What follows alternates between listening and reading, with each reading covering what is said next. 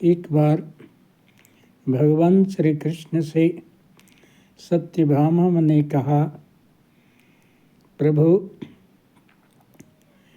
तुलसी का, दीपक का, गौ का इतना महत्व क्यों है? भगवान ने कहा, सत्यभामा, इसको सिद्ध करने के लिए एक कथा सुना रहा हूँ, उसे ध्यानपूर्वक सुनो। एक बार एक वैश्य था जिसे संतान नहीं थे। वह धनवान होते हुए भी अत्यंत दुखी रहता था। एक बार गुरु वशिष्ठ के पास जाता है और पूछता है कि महाराज, आप त्रिकालदर्शी हैं, आप बताइए कि मुझे किस पाप के कर्म से सभी प्रयास करने के बाद भी संतान की प्राप्ति नहीं हो रही है। गुरु वशिष्ठ ने ध्यान लगाया और देखा कि पूर्व काल में उसने एक गाय को दरवाजे पर आने के बाद भी वह खाने को कुछ नहीं दिया था। वह गाय एक बछड़े को जन्म दी थी और अत्यंत भूखी थी, और गाय को कुछ खाना नहीं मिलने के कारण वह मर जाती है और उसका बछड़ा भी मर जाता है।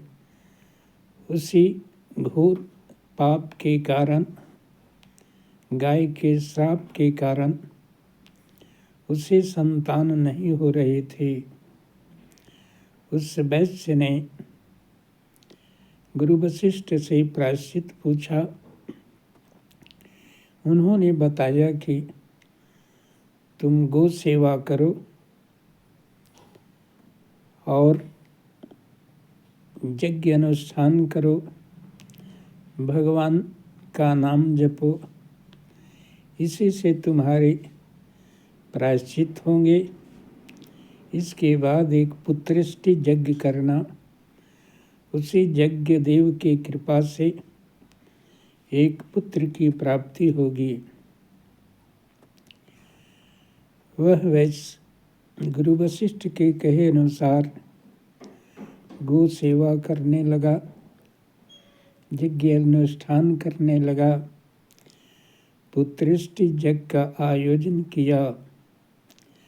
उस पुत्रष्टि यज्ञ के कारण अग्निदेव प्रकट हुए और उसे आशीर्वाद दिए कि एक पुत्र रत्न की प्राप्ति होगी, जिसका उम्र मात्र 18 वर्ष होगा, और अंतर्ध्यान हो गए। उसे पुत्र प्राप्ति सुन करके खुशी हुई, लेकिन आयु 18 वर्ष सुन करके उसे कष्ट भी हुआ। लेकिन सोचा, बिना पुत्र के मरने से अच्छा है पुत्र का मुख देख लेना। इस प्रकार से वह खुश रहने लगा और उसकी पत्नी ने कहा कि इसका विवाह कर दिया जाए। तब धीरे धीरे 16 वर्ष की आयु हो गई,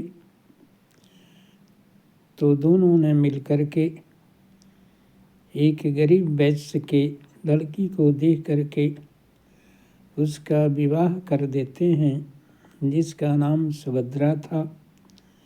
वह बड़ी ही आज्ञाकारिणी और पतिव्रता थी। वैश्य ने उसे एक दिन बुलाया और कहा कि मैंने तुझसे एक बात छुपाई है। तेरे पति का आयु मात्र 2 साल बचा है।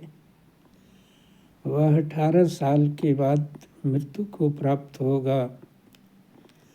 उसने कहा कि आप चिंता न करें, मैं पतिव्रता हूँ, आप मुझे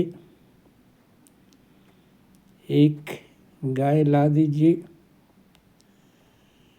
और दीपक और तुलसी, इन तीनों के आशीर्वाद से इनको रक्षा करने में समर्थ हो जाऊंगी। जब दिन निकट आ गए, यमराज ने एक दूत को भेजा। वह शाम को तुलसी में चुनरी बांधी और तुलसी माता से प्रार्थना की, हमारे पति की रक्षा करना।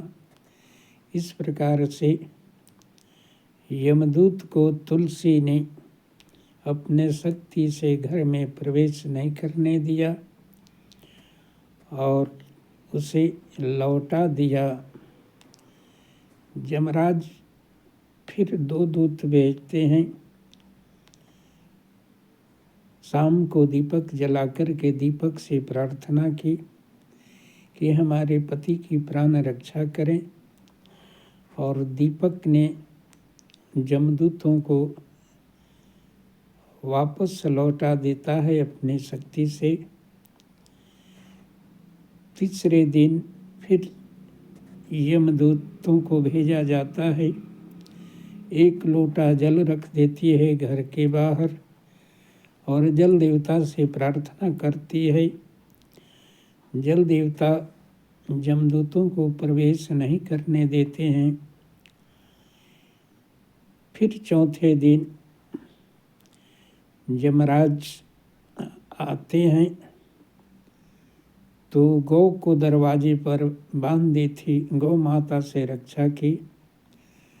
गौ माता ने यमराज को प्रवेश करने से रोकते हैं। उसी समय सुभद्रा भी आती है और उनका स्वागत सत्कार करती है। उसके पतिव्रता धर्म को देख करके तुलसी दीपक और गौ की सेवा दे करके प्रसन्न हो जाते हैं और उसकी आयु को 100 वर्ष कर देते हैं। इस प्रकार से तुलसी दीपक गौ की सेवा करने से उस पतिव्रता के पति का प्राण बच